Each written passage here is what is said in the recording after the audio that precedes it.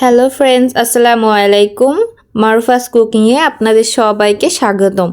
তো আজকে একটা টিউটোরিয়াল ভিডিও নিয়ে আসলাম। এই কেকটা ছিল হচ্ছে আমার অর্ডারে ছিল কেকটা। তো কেকটা ছিল 2 পাউন্ডের মধ্যে। এটা হচ্ছে বাটার ফ্লাইয়ের যে কেকগুলো থাকে না ওইগুলাই। তো বাটারফ্লাইয়ের কেকগুলা আসলে ফিনিশিং আনা করা ভীষণ কঠিন। তো আজকের এই ভিডিওটা দেখলে আশা করি বাটারফ্লাই কেকগুলো আপনারা খুব সহজেই করে নিতে পারবেন, কারণ এখানে আপনাদের A to Z একটা ভিডিও আমি এটা আপনাদের সঙ্গে শেয়ার করলাম।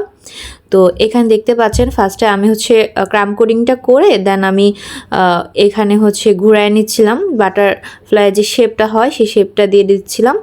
তারপরে এটা আমি সুন্দর করে সেট করে দিব। তো সেট করে দেন ভালো করে আমি দেখে নিব যে চারো সাইড ঠিকঠাক আছে কিনা।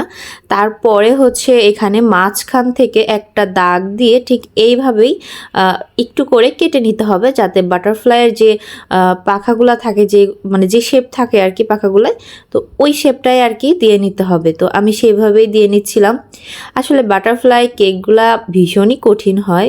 তো এখানে জাস্ট আমি একটু ফিনিশিং দিয়ে নিচ্ছিলাম, যাতে গুড়ি গুড়িটা না উঠে, তাহলে যে ফাইনাল যে ফিনিশিংটা দিব ওইটা সুন্দর আসবে না।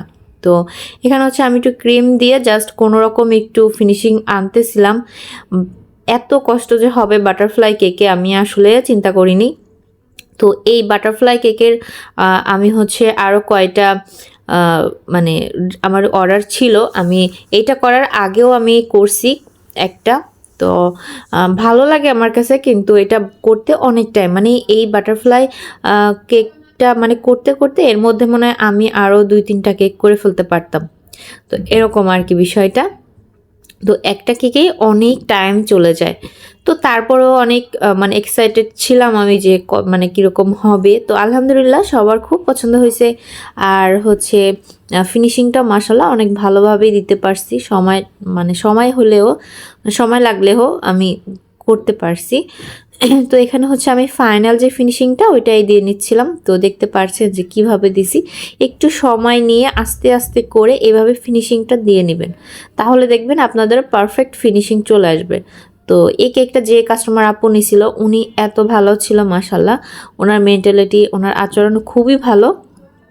তো আসলে মানুষের আচরণই থাকবে, মানুষের ব্যবহার আচরণই থাকবে দুনিয়াতে।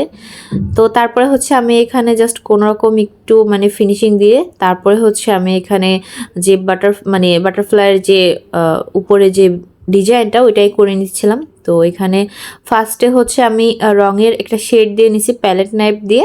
দেন এরপরে এই যে আমি ফুলগুলা বসায় দিচ্ছিলাম।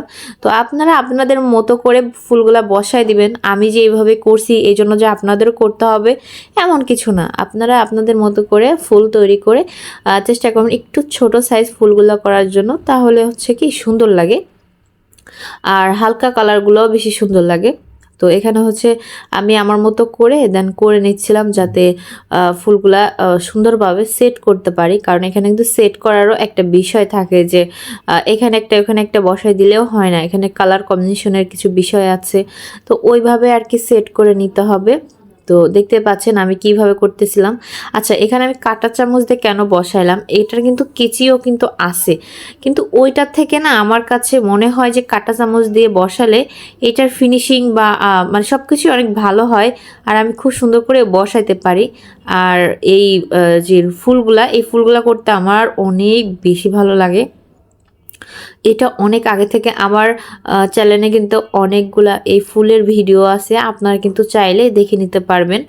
আমার অনেক ভালো লাগে, আর কিভাবে করবেন এটাও কিন্তু আছে। তো আমি ফুলগুলো 124 নম্বর রোজ নজেল দিয়ে তৈরি করছি, আর এখানে আমি একটা পাতা নজেল দিয়ে পাতা দিয়ে নিচ্ছিলাম। তো এখানে পাতাটা ছিল হালকা কালার।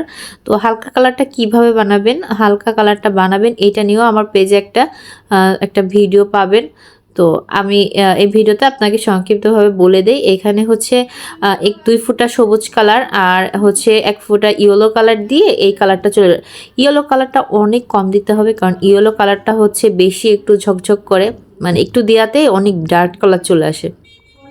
তারপরে এখানে আমি কিছু গোল্ডেন লিপ দিয়ে নিচ্ছিলাম, যাতে সুন্দরভাবে মানে সুন্দর লাগে আর কি। আপু বলছিল না, তারপরে হচ্ছে আমি দিয়ে নিছিলাম, কারণ আমার কাছে খুবই ভালো লাগতেছিল, কারণ আমি আগে যে কেকটা করছি ওইটাই হচ্ছে গোল্ডেন লিপ দেওয়া ছিল, তো এই জন্যই আর কি পরবর্তীতে আবার গোল্ডেন লিপ দিয়ে নিলাম। তো ভালোই লাগতেছিল, বাট এই গোল্ডেন লিপ দেওয়াও কিন্তু অনেক কষ্ট আছে। তারপরে হচ্ছে আমি দিয়ে দিছি সৌন্দর্যের জন্য, সুন্দর লাগলেই যথেষ্ট। তো হয়েছে কি, আমি এখানে সম্পূর্ণ ভিডিওটাই করতে পারিনি, আপনারা এখান থেকে বুঝে নেবেন, কারণ ভিডিও হচ্ছে অফ হয়ে যায়, ফোন হচ্ছে পুরো বুকিং হয়ে গেছে, অনেক ভিডিও হচ্ছে জমা হয়ে আছে। ইনশাল্লাহ আস্তে আস্তে করে আপনাদের সঙ্গে সবগুলাই শেয়ার করব। তো এইটাই হচ্ছে আমার কেকের মানে ফাইনাল না, এইটাই হচ্ছে যে এই ছবিতে যেটা দেখতে পাচ্ছেন এটাই হচ্ছে ফাইনাল লুক।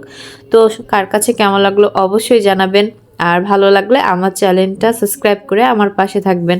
ধন্যবাদ।